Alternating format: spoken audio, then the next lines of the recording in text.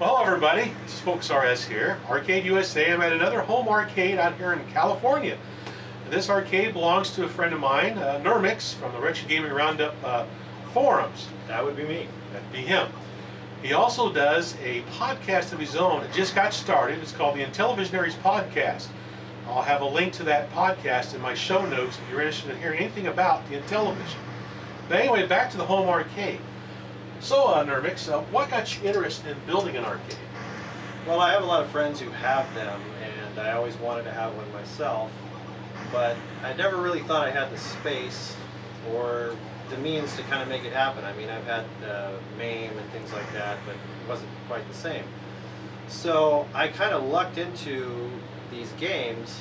A guy named Tommy Tallarico, he's a video game composer, and he also has a show that tours the world doing video game music with an orchestra called Video Games Live.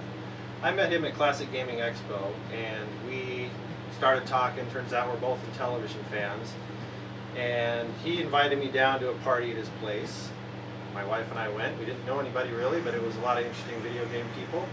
Got to talking. He had some broken Intellivisions. I offered to fix them, and then he showed me his broken arcade games in the garage and said, you know, these have been here for 6-7 years. I don't think they work. Maybe some of them do, but you're welcome to have these three.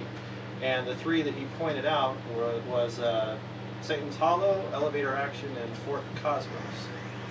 Fort Cosmos is a knockoff of Starcast. So long story short, I fixed his Intellivisions. I went down there to get the games, and he said, hey, you got a truck that's more than anybody else has done. Why don't you take 7? So I took 7 games. The 3 I mentioned, plus one called Master of Weapon. There was another one, 10-Yard Fight, which was a football game. Didn't work, so I sold that one. Then this one here that says Zaxxon was actually a Champion Baseball. Kind of worked. Most of the cabinets didn't work at all. Had to replace power supplies, things like that. But that got it started. I just had them sitting in the middle of the garage for a while, and my wife was thrilled. What made you decide to actually build your own garage arcade? Well, having them in the garage was okay. I mean, as I got them working, you know, people would come over and play, but with the atmosphere of, you know, hey, there's my kid's tricycle there, and there's the laundry basket, it just really didn't make me feel like I was in an arcade. So, came up with the idea and how best to utilize the garage.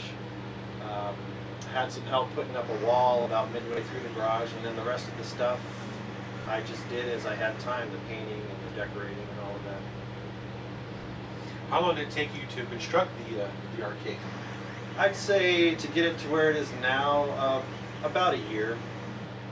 It was something that I just did in my spare time, weekends, that kind of thing. And some weekends would be devoted to fixing a given game, replacing a power supply or what have you, and then other weekends would be, hey, I think I'm going to paint this wall, or I'm going to put these wires up for the black lights, or there's always something to do. So it slowly evolved to what it is today. Of your games you have here in your collection now, which one is your favorite? I would probably say Satan's Hollow, because that was a game that I played as a kid. Not very well, but I did play it. And I just always liked the look of it, the side art, the black light, the gameplay itself. It's a fun game. It's not one of the real popular ones that everybody knows, but I'd say that's probably one of my favorites in the collection.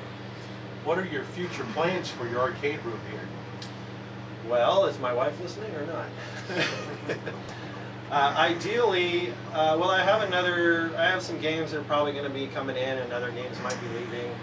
I do actually have more room in this garage to expand if the significant other approves of that, which is a tough sell. But I would like to add a pinball or two, you know. I've got room on the opposite side of where that camera's sitting to expand and put up another wall, make room for probably 2 or 3 kids. Are there particular pinball games that you're interested in? I'm not like a pin expert. Certainly I've played a lot at places like the Pinball Hall of Fame in Vegas as a kid.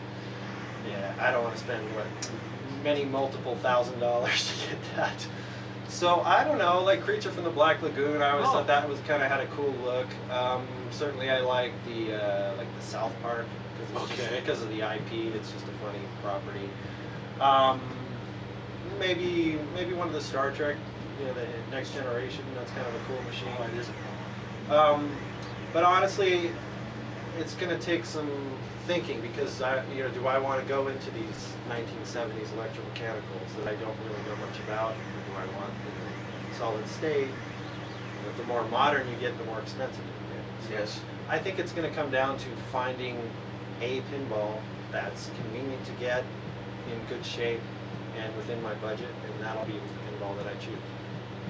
What's one of the biggest challenges that you've had in owning your own home arcade?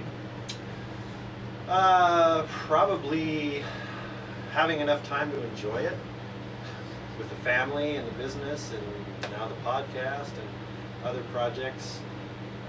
It's tough. I mean, I can always come out here and it's kind of relaxing to come out here, after a long week of work and just relax, play some games. It's always more fun when you have people over, but everybody's got busy schedules, so it's hard to get a good group over to play. So I guess utilization would be one of the challenges, and the other challenge would probably be the wife acceptance factor. That's gone up and down significantly as this project evolved. Otherwise, not too many challenges. The electric bill is reasonable. Putting in an extra outlet for some of the games, so I don't overload the circuits. Those are challenges in constructing it, but once it's done, it's just maintenance really, keeping the games going. I saw in part of your arcade collection here you have a main cabinet you constructed. Yeah. But how long did it take you to build that main cabinet? Well, that was the one that was Champion Baseball, so I kind of took the stuff out of there except some of the power. Had a PC that I was already working on just as a main project, not necessarily to put in a cabinet.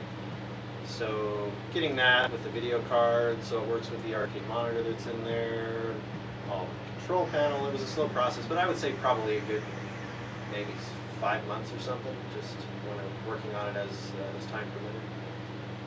And you've actually got this running on an arcade monitor. Yeah, that's right. It's the original monitor that was in this cabinet. The cabinet originally was Zaxxon, and it had been converted to Champion Baseball. And when I got it, it was a really beat-up Champion Baseball.